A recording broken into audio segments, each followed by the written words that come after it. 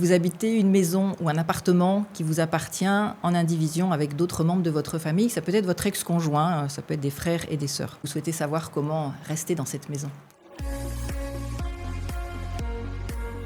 Bonjour, je m'appelle Isabelle de Montjourdain, avocate en droit de la famille, et je vais vous expliquer les mécanismes à l'œuvre dans cette hypothèse. Le régime d'indivision, c'est quand vous êtes propriétaire avec d'autres du même bien immobilier, de la même maison, du même appartement. Typiquement, une maison achetée pendant le mariage dont vous êtes propriétaire avec votre époux. Après le divorce, vous êtes en indivision. Il y a une maison que vous avez reçue par succession et sur laquelle vous êtes propriétaire avec vos frères et sœurs. Si vous souhaitez rester seul propriétaire de la maison, vous devez racheter la part des autres indivisaires. Mais dans tous les cas, sachez qu'à partir du moment où vous occupez seul cette maison, qui n'appartient pas qu'à vous et qui appartient aussi aux autres, vous serez redevable de ce qu'on appelle une indemnité d'occupation, si vous voulez l'équivalent d'un loyer, qui est calculé depuis le jour où vous avez la jouissance seule de cette maison jusqu'au jour du partage. La loi prévoit que la durée maximale est de 5 ans, mais si les autres indivisaires lancent une procédure judiciaire à l'intérieur de ce délai de 5 ans, le délai va être prorogé le temps de la procédure. Donc vous allez vous retrouver devoir une indemnité d'occupation sur une période qui peut parfois s'étendre sur 5, 6, 7, 10 ans. Le conseil, c'est dès que vous êtes en situation d'indivision, allez consulter, ne pas rester dans cette situation indéfiniment et vérifier quels sont vos droits, les droits des autres, essayez de trouver une solution